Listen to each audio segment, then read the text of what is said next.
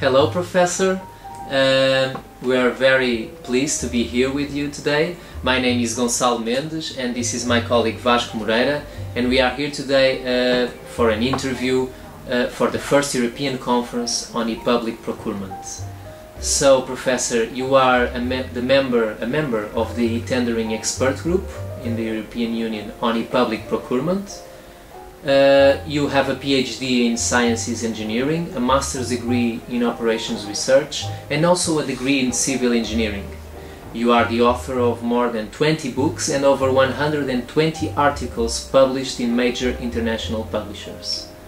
We are pleased to be here today with the chairman of the first European Conference on e-public procurement that will take place in Barcelona the 20th of March. Thanks very much for your introduction, and I'm always impressed when you quote such a large number of publications, because it means that I'm not so young as I would like to be, but anyway, thank you very much. Hello, Professor. Professor, how was born the idea of creating this conference? Yeah, that's a very interesting question. You see, the electronic procurement is not a new invention. If you look back in the beginning of this century, several member states in Europe, in Asia, in the United States, in South America, started developing electronic processes to buy goods, to buy services, to buy public works. But what happens is that, particularly in Europe, these developments have been very much fragmented. If you look at what's happening in different member states like United Kingdom, Portugal, Nordic country, Italy, France, Germany, and so on, you have very different developments. And it is interesting to note that the European Union was aware of this fact, and on 2005 there was an important informal council in Manchester. At that time the Prime Minister of UK was Tony Blair. Tony Blair was pressing very much for the development and the reform of public administration, and they made an important decision called Manchester Declaration, saying that in a few years' time a minimal percentage of contracts should be carried out by procurement. But to be honest, not much more has happened. And so each member state, each society, each sector developed different practices, different systems. And it's very recent, the starting of new initiatives by the European Union to introduce some consistency, harmonization and strategic focus on those developments. And that's why 2 years ago the DG Internal Market started several initiatives, setting up an expert group, developing different studies to see what is the present situation and how we can progress. And on the other hand, at a very political level, Europe is facing a very difficult budget problem, because most member states have deficits, have to cut seriously on public expenditure. And when you look at those budgets, you see that about 20% of those budgets are acquisitions. Goods, service, public works. So most member states understood that they should change the process of procurement. And that's very interesting, because you see that process of change started in the private sector 10 years ago, late 90s. If you look at the big private corporations, consumer products, supplies and so on, all over the world. The big change they introduced in their organizations was on the supply side. So if you look at companies like General Motors or Procter and Gamble and so on,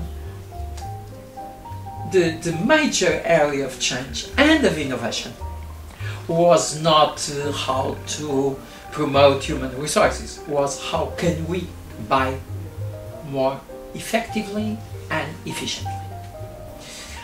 And that has happened because in terms of the supply chain, the acquisition budget has increased very much. And it's very interesting to understand why that's happening. That's happening because most organizations have to focus on their core business. They cannot be good doing many different things. They have to concentrate on a few items. And so the other items have to be bought from the market. Let me share with you a personal experience. In late 80s, I did a study for public hospitals in Portugal. And when we studied the operational budgets of those hospitals, just about 10-15% of the budget was allocated to acquisitions. That was before the occurrence of AIDS, with all the very expensive medicines, but it was about 15%. A very recent study we did last year, we got 35-40%. So most organizations have now a much more important invoice coming from acquisitions. And the paradox is that in the private sector, organizations changed a lot. And in many countries we have very good examples. For instance, in Portugal we have outstanding examples of good procurement systems in private sector. For instance, Jerónimo Martins, as you know, is an international distribution consumer goods group, and they have one of the best procurement system with lots of algorithms, optimization models, game theory, and so on, and the electronic procedures.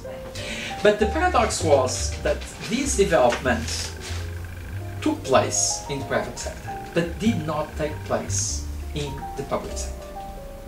So in some way the public sector was awakening for this challenge, I would say 10 years late, 12 years late. But now it's happening.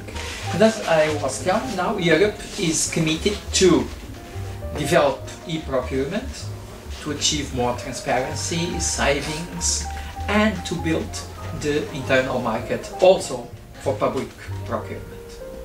And that's why at this moment, at this very moment, there are new directives for public procurement. They are being discussed in the Commission, Parliament, and so on. And we hope that in the beginning of next year will be approved. And those directives give a lot of attention, a lot of importance, a lot of focus on the electronic systems.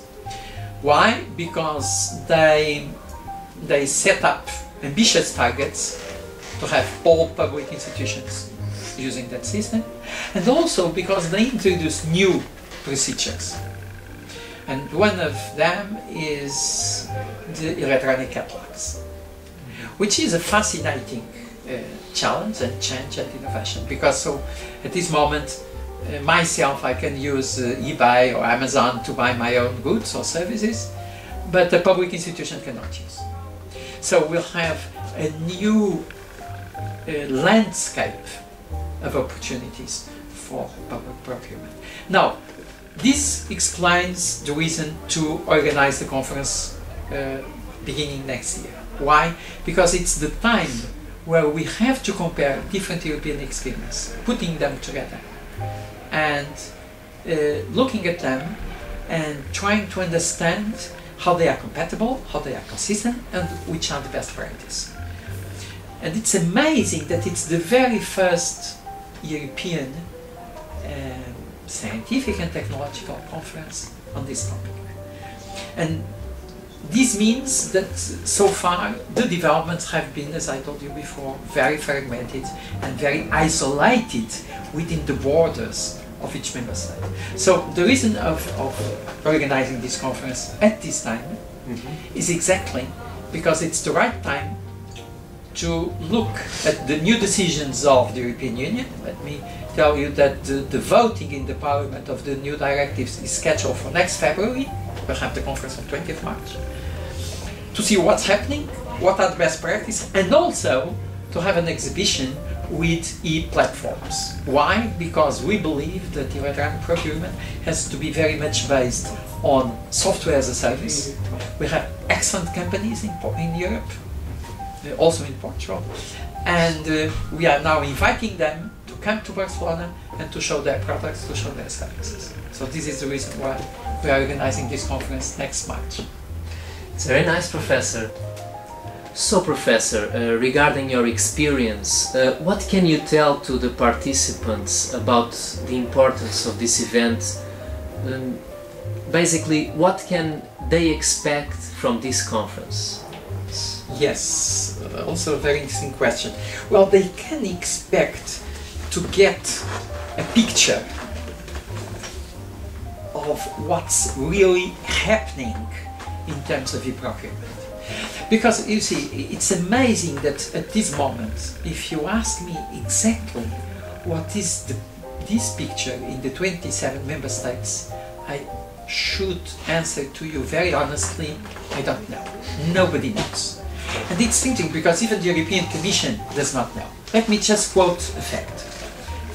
I received a few days ago a document of the European Commission about public procurement implementation. This is a document produced a few weeks ago, and to exemplify, to illustrate how we are short of reliable information. For instance, in the beginning of this report, they present the estimates of public procurement notices published on TED, that is the European Journal, and coming from each member state reports. And you know what? There is a big difference of more than 40%. So even when we are speaking about very factual elements, numbers, data, we don't know what's happening. And this is a knowledge by the European Commission. I think it's very useful because I'm sure they will make initiatives, they will have initiatives to compensate this real and serious shortcoming of full, consistent, reliable information. Now, when you ask me what a participant can expect, is exactly that. We'll have there the best people of most member states, most countries, public authorities, service providers, economic operators, showing, telling us, teaching us how they are doing e-procurement. But also, I'm sure they will have possibility of visit the exhibition of different platforms, and also to meet other peers, other colleagues from other member states with similar interests. So these are really the short-term expectations. Now, in terms of follow-up, this conference is not an isolated conference. Of course. We'll have several follow-ups. One of them is publication of best practice, good examples of e-procurement. Another is to keep a panel, European panel, on this domain to have different initiatives at European level, near the European Commission or other institutions to keep this process going on.